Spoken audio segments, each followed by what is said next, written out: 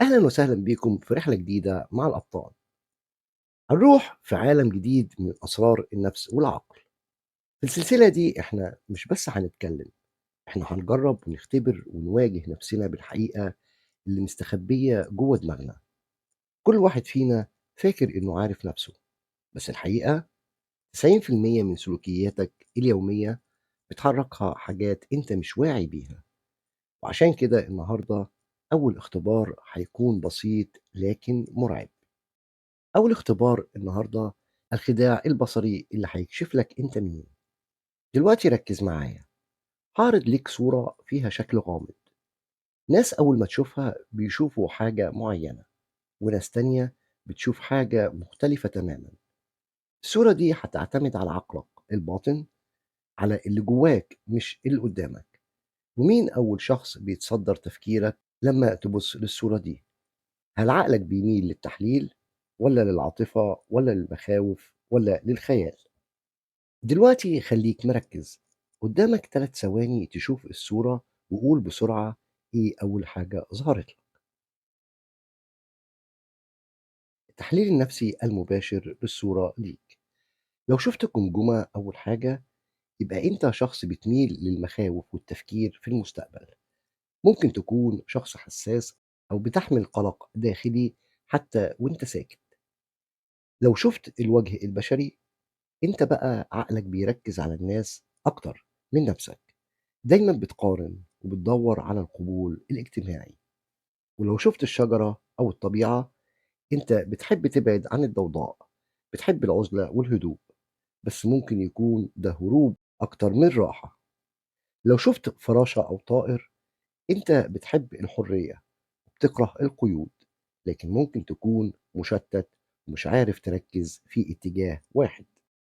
معنى ده إيه بقى؟ الاختبار اللي طلع لك مش صدفة، ده نتيجة لتراكمات نفسية حصلت في حياتك، وعقلك الباطن بيصرخ بيها من غير ما ياخد إذنك.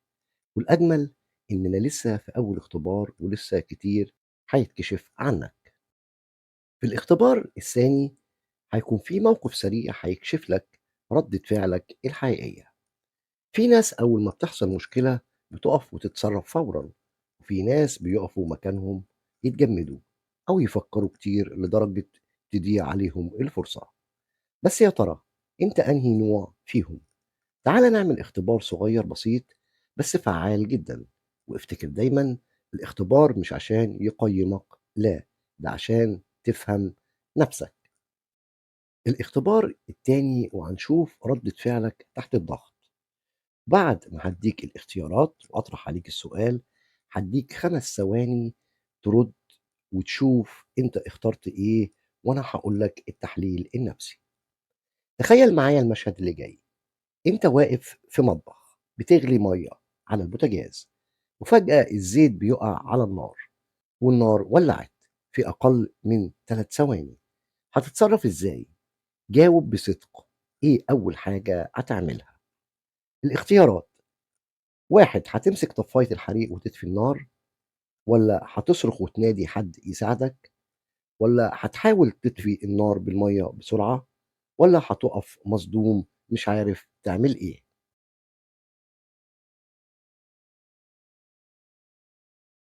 التحليل النفسي لنتيجة.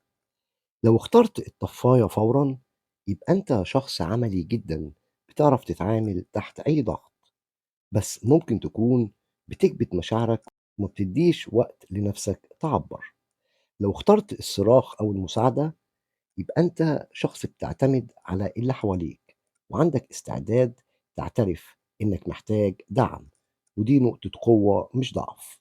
لو اخترت المياه على النار، للأسف دي حركة بتزود النار فعلا، وده معناه إنك ممكن تتسرع في قراراتك، أو محتاج تتعلم تهدى وتفكر لحظة قبل ما تتصرف. لو اتجمدت مكانك، ده معناه إنك بتتأثر بسرعة، ممكن تكون بتخاف من المواجهة، بس في نفس الوقت عقلك بيحلل كل شيء بسرعة داخلية. طب ليه الاختبار ده بقى مهم؟ لأن المواقف المفاجئة بتكشف طريقتك الحقيقية في الحياة، سواء في الشغل أو العلاقات أو حتى في الشارع. اللي بيحصل في أول 5 ثواني من أي موقف، ده المراية الحقيقية اللي بتعكس تصرفاتك. وعشان كده كل ما تكون واعي بردة فعلك، كل ما قدرت تتحكم فيها بعد كده. دلوقتي انت عرفت بتتصرف ازاي تحت الضغط، بس في سؤال أهم: هل تقدر تكتشف الكذبة من أول جملة؟ في الاختبار التالت هنشوف مدى ذكائك الاجتماعي، وإزاي بتلقط الكذب من نبرة الصوت أو حركة العين. خليك معايا وكمل، لأن اختبار الكذب مش هيكون سهل. في عالم مليان تمثيل وكلام حلو، الذكاء الحقيقي مش في الكلام اللي انت بتقوله، الذكاء في اللي انت بتفهمه من ورا الكلام. النهارده هنجرب اختبار جديد بسيط لكنه خطير جدا، اسمه مين فيهم بيكذب. كلامهم واحد، بس في واحد فيهم بيكذب. تخيل معايا المشهد ده: في 3 أشخاص واقفين قدامك، كلهم اتسألوا نفس السؤال: أنت كنت فين امبارح الساعة 8؟ والتلاتة جاوبوا كده.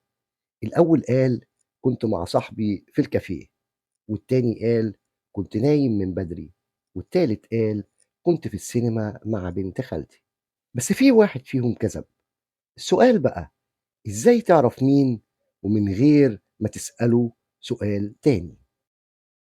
أقول لك بقى علامات الكذب اللي ممكن تلاحظها. واحد: التفاصيل الزيادة. اللي بيكذب دايما بيزود تفاصيل كتير عشان يقنعك. مثلا بدل ما يقول كنت في كافيه، يقول كنت في كافيه اسمه كذا، وقابلت فلان وكان لابس كذا.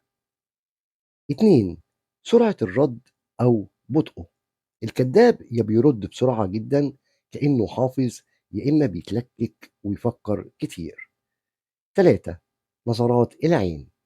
لو بص فوق على اليمين وهو بيتكلم، ممكن يكون بيخترع حاجة.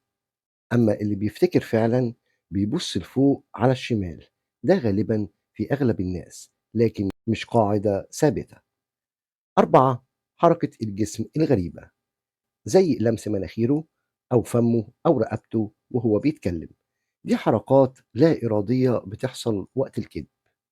طيب، التحليل بقى: لو شكيت في الأول، احتمال يكون كذاب لو ذكر تفاصيل كتير قوي ملهاش لازمة.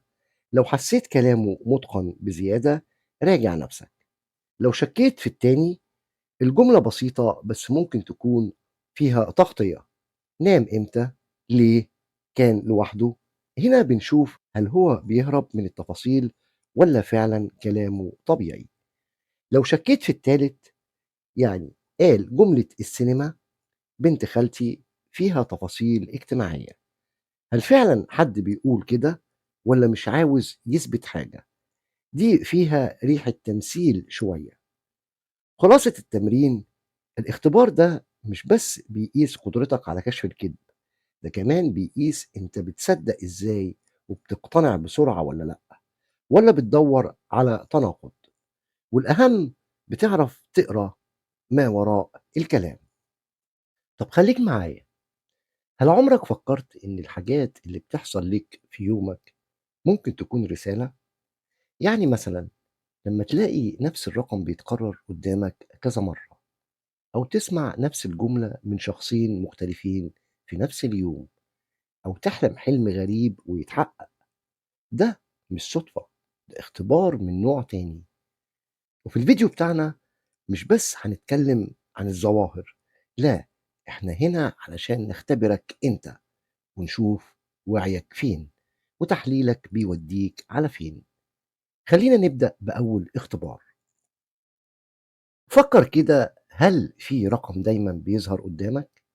يعني مثال على ساعة الموبايل 1111، أو عربية ماشية قدامك نمرتها فيها رقم 3 سبعات، أو حتى رقم شقة أو إيصال أو طابور.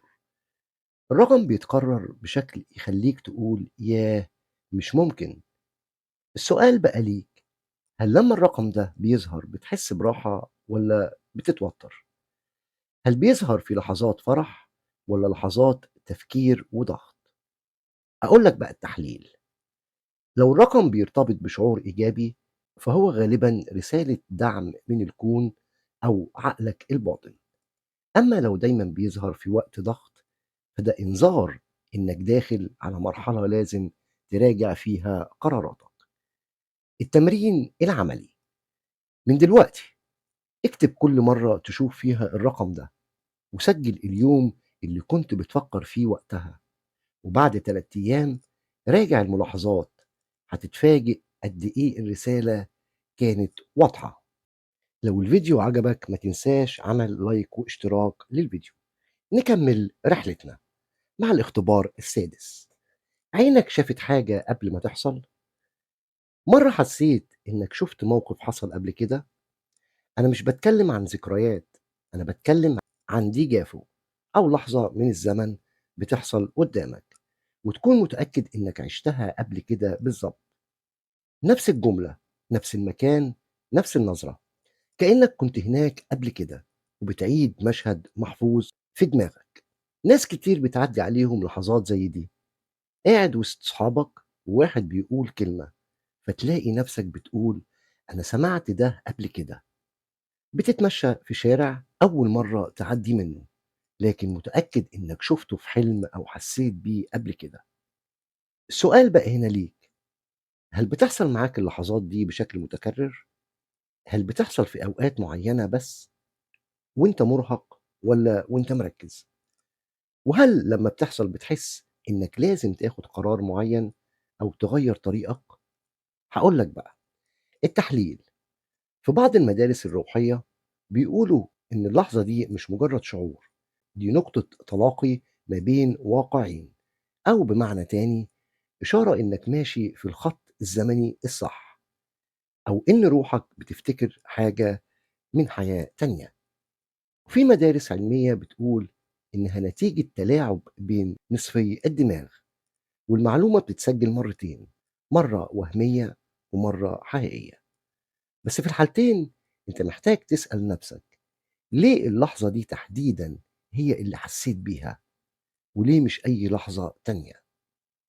التمرين العملي ليك بقى: كل مرة تحس بلحظة ديجافو امسكها كويس، اكتب تاريخها، الناس اللي كانوا حواليك، والجملة اللي اتقالت، وراقب هل هي بترتبط بقرارات كبيرة.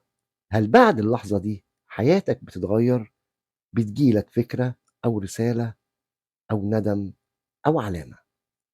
اللحظات دي مش عبثية، وعلشان كده اختبر نفسك وشوف هل هي فعلا مجرد إحساس ولا رسالة من الكون بتقولك خد بالك انت بتعيد حاجة أو مفروض تتعلم منها. الاختبار السابع: الرسائل اللي بتجيلك من ناس غريبة فجأة. عمرك لاحظت إنك لما تكون تايه، محتار، مضغوط، تلاقي فجأة حد غريب بيكلمك بكلمة كأنها موجهة ليك بالظبط؟ راكب تاكسي والسواق بيقولك اللي بياخد خطوة بيفتح باب جديد. بتتفرج على مشهد عشوائي في فيلم وتلاقي جملة كأنها موجهة ليك. شخص عابر يسألك سؤال يخليك تفكر في كل قراراتك. التحليل إيه بقى؟ في ناس بتقول إن دي مجرد صدفة، بس الحقيقة دي اسمها الرسائل التزامنية، يعني رسائل بيبعتها لك الكون، مش عشوائية، لكنها طالعة من المجال الطاقي المحيط بيك. الرسائل دي مش بس كلام، ممكن تكون صورة، موقف، كلمة على حيطان الشارع، رقم في لوحة سيارة، وكلها بتيجي لما تكون في لحظة ضعف أو مفترق طرق. الأسئلة بقى ليك أنت: هل حصل قبل كده إنك كنت محتار وجالك رد على سؤالك من مصدر مش متوقع؟ هل الموقف ده بيكون متكرر في حياتك؟ هل بتحس وقتها إن في طاقة معينة بتحرك الأمور حواليك؟ رد عليا في تعليق. هقول لك كمان التمرين العملي ليك. من دلوقتي خليك واعي لأي جملة بتوصل لك من حد غريب، سجلها فورا حتى لو شكلها عادي، وراقب بعدها بيومين هل حصل موقف بيأكد الرسالة؟ هل حسيت إنها كانت تحذير، توجيه، دفعة ولا اختبار؟ الرسايل اللي بتجيلك مش صدفة، ولو تجاهلتها ممكن تضيّع منّك فرصة كبيرة، أو تتكرر عليك دروس الحياة بنفس الطريقة بس بشكل أقصى. في ناس بيقولوا ربنا بيبعت ليك إشارات كل يوم، بس المشكلة إنك مش بتسمع كويس. هل الرسائل دي بتحصل معاك؟ هل بدأت تربط بين المواقف والكلمات اللي بتسمعها، والّا لسه بتعدّيها وتقول دي صُدفة؟ هنتكلم بقى في حاجة مهمة، لمّا بتبعد عن شخص صحتك ممكن تتحسن أو تتدهور فجأة.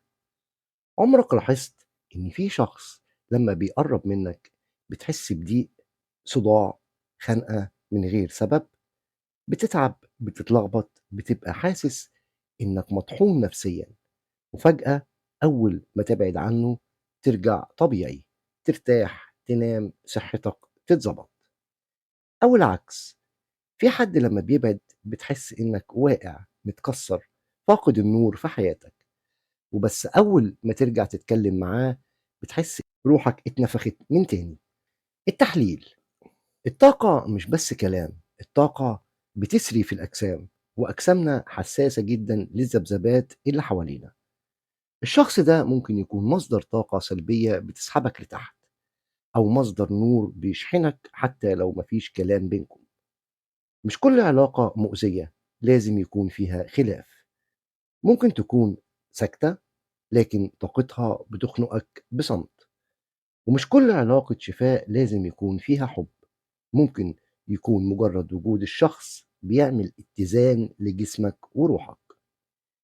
الأسئلة بقى ليك: هل في شخص لما بتبعد عنه بتحس بتحسن جسدي ونفسي، أو العكس لما بيختفي تحس إن الدنيا ضلمت؟ هل سألت نفسك ليه؟ هل هي صدف، ولا ده اختبار طاقي حقيقي؟ هديك التمرين العملي. اعمل جدول بسيط، سجل حالاتك النفسية والجسدية يوميا، وسجل مين كنت محاط بيه. اربط التغيرات دي بالأشخاص، هتتفاجئ من النتائج. لما تلاقي نمط متكرر اسأل نفسك: أنا بختار طاقتي ولا بسيبها تنسحب؟ ناس كتير صحتها بتتدهور وهي مش فاهمة إن السبب مش المرض، السبب طاقة شخص في حياتها. وده مش خيال، ده علم كامل اسمه التأثير الطاقي البشري، واللي أثبت إن في تبادل بين الطاقات أقوى من أي دواء أو كلام. هل في حد في حياتك حاسس إنه بيأثر على صحتك من غير ما تعرف ليه؟ هل لازم تختار بين راحتك واستمرار العلاقة دي؟ تمام. الاختبار التاسع: بتشوفهم في أحلامك فجأة وهم مش في حياتك أصلا. بتحصل لك إنك تحلم بشخص من زمان مفيش بينكم أي تواصل، أو يظهر لك في منام بشكل متكرر، تحس إنه بيكلمك أو باصص لك أو بيجري وراك، وتقوم من النوم مش فاهم هو راجع ليه، هو عايز إيه. أقول لك بقى التحليل: الأحلام مش كلها عقل باطن وخيالات، في نوع اسمه التواصل الطاقي أثناء النوم، وده بيحصل لما طاقة حد تفضل متعلقة بيك وبتسحبك في مجاله حتى وانت نايم. ولو اتكرر الحلم، نفس الشخص، نفس الإحساس، نفس الرسالة، ده مش خيال، ده معناه إن الشخص ده بيبعت لك طاقة وهو صاحي، إما لأنه بيفكر فيك كتير، أو لأنه مش قادر يقطع الرابط اللي بينكم، أو الأسوأ إنه بيراقبك من بعيد بطاقة تعلق أو غيرة أو حتى ألم. الأسئلة بقى ليك: هل في شخص بيظهر لك كتير في الحلم وأنت مش بتفكر فيه؟ هل بتحس بعد الحلم إنك تعبان أو متوتر أو مشتاق بشكل مفاجئ؟ هل الشخص ده كان بينك وبينه شيء كبير وانتهى بدون ختام واضح؟ تمام. أقول لك بقى التمارين العملي والتوضيح. لما تصحى من حلم زي كده اسأل نفسك: إيه الإحساس اللي جالي؟ سجل الحلم وحاول تفتكر الرموز أو المشاهد المتكررة، وبعدها راقب يومك. هل حصل حاجة لها علاقة بالشخص ده؟ هل وصل لك خبر؟ هل شعرت بحاجة غريبة؟ ولو اتكرر الحلم أكتر من مرة خد بالك، أنت مش بس بتحلم، ده الشخص بيخترق مجالك الطاقي. بُص بقى، في ناس بتسحبك لحياتهم حتى لو بالعقل الباطن، وفي أرواح بتبعت لك رسايل مش بالكلام، لكن بالحضور الطاقي وأنت نايم. هل ده دليل إنه لسه بيفكر فيك، والّا إشارة إنك لازم تقفل الملف ده من جواك؟ ندخل بقى على الاختبار العاشر. في حد كان في حياتك ولمّا اختفى كل شيء اتحسن؟ حصلت لك إنك كنت وسط علاقة أو صداقة أو حتى زمالة وكل حاجة كانت ماشية بالعافية؟ أو حظك وِحِش ونفسيتك دايمًا مرهقة، مشاكل مالية، عراقيل بدون تفسير، وبمجرد ما الشخص ده اختفى الحياة ابتدت تتحسن بهدوء. ما فيش صدفة، النوع ده من الناس بيكون اسمه كاسر التوازن الطاقي. وجوده بيخلخل مجالك وبيشتت طاقتك وبيسحب حظك حتى غير ما يقصد. التحليل: الطاقة السلبية مش شرط تكون مقصودة، لكن في ناس عندهم ذبذبات بتقلل من طاقتك الإيجابية، وده يظهر في توتر مستمر في وجودهم، أو تعب بدون سبب، أو عراقيل يومية ملهاش تفسير، أو قلق دايم حتى وانت نايم. علامات الشخص اللي يكسر توازنك: لما تفتكره تحس إنك كنت عايش وسط دوشة نفسية، بمجرد ما بعدت عنه بدأت تضحك، تنام، ترجع لحياتك. كمان اكتشفت إن إنجازاتك بدأت بعد ما خرج من دايرتك. التمرين العملي: ارجع في ذاكرتك مين الشخص اللي بعده بدأت تشم نفس. لو لقيت إن كل التقدم حصل بعد انتهاء العلاقة، اعرف إن الموضوع ما كانش عادي، واحمد ربنا إنك نجيت، لأن استمراره كان هيأخرك سنين قدام. أوقات الناس اللي بتحبهم هم نفسهم اللي بيكونوا مصدر انهيارك من غير ما تحس. الاختبار رقم 11: حاسس إن حد بيرجع لك بس من غير ما يظهر؟ فجأة تفتكره بعد شهور نسيان، بيجي في بالك من غير سبب، تسمع اسمه في أغنية، تشوفه في شبه حد أو تحلم بيه، أو فجأة تحس بخنقة أو دموع نازلة من غير سبب واضح. يبقى في احتمال كبير جدا إن الشخص ده بيرجع لك طاقيا حتى لو مش ظاهر في حياتك. يعني إيه بيرجع لي طاقيا؟ يعني بيبعت لك طاقته من تفكيره فيك، من ندمه، من احتياجه، من اشتياقه، وانت بتلقط الإشارة من غير ما تعرف. وده بيظهر في تقلب مزاجك فجأة، أو نوم مش منتظم، أو قلبك يدق بسرعة من غير سبب، أو تلاقي إشارات متكررة زيه أو عن العلاقة دي، أو تشوفه في الحلم، أو تحس إنه بيكلمك. في علامات مؤكدة إنه بيرجع لك طاقيا: تحس إنك مرصود كأنك متشاف، أو تبدأ تحس بمشاعر قديمة كانت ماتت، أو يظهر لك على هيئة رموز مش ضروري شخصيا.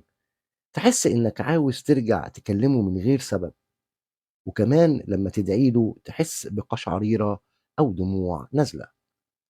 طب أنت بتسألني أعمل إيه؟ اسأل نفسك سؤال واحد: هل طاقته دي مريحة، ولا بتسحبك لتعب زمان؟ لو حسيت بالراحة، افتح قلبك للدعاء والسلام الداخلي.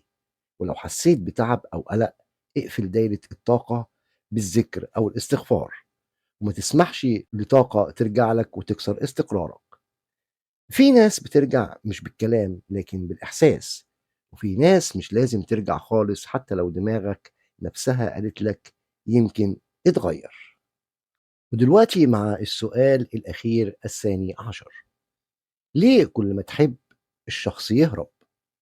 هل لاحظت إنك أول ما تفتح قلبك لحد تلاقيه فجأة بارد، أو بدأ يبعد، أو يخاف، أو يحصل سوء تفاهم ملوش تفسير؟ طيب ركز معايا بقى، هل المشكلة فيك ولا فيه؟ الإجابة مش بسيطة، بس الاختيار ده هيكشف لك إذا كانت طاقتك هي السبب، ولا الظروف، ولا هم أصلا مش قدك. علامات إنك بتخوفهم من غير ما تقصد: واحد، بيكون عندك حضور قوي أو كاريزما بتخلي اللي قدامك يحس إنه مكشوف. اتنين، بتحس بمشاعرهم وترد على كلامهم قبل ما يقولوه، وده بيخوّف ناس كتير. 3، بتكون صادق بزيادة، وده بيرعب الشخص اللي مش متعوّد على حد حقيقي. 4، عندك طاقة شفافية بتخلّي اللي قدّامك بيحس إنه بيتعرّى قدّامك. 5، طاقة حُب كبيرة، بس اللي قدّامك طاقته صغيّرة فبيتخض. أنت بتسألني بقى دلوقتي، طَب أعمل إيه؟ أقول لك، لو الاختبار ده لمسك خُد بالك من اللي جاي. 1، اعرف إن طاقتك مش غلط، بس مش كل الناس بتستحقها. 2، مش معنى إن حد هرب إنك وِحِش، لأ، ممكن تكون أنضج من استيعابه. 3، اللي يتخض من حُبّك مش هو الشخص اللي هيكمّل معاك الرحلة والمشوار. الرسالة النهائية من الاختبار ده، أنت مش المشكلة، أنت النور، بس مش كل الناس متعوّدة تبُص في النور. في ناس لمّا بتشوف حُب صادق بيفكّرهم بإيه فقدوه فبيهربوا، بس في يوم الشخص الصح مش هيهرب، هيقعد وهيقول لك أنا عارف إني قدّك وما اتخضيتش منّك، بالعكس أنت راحة قلبي. سلام.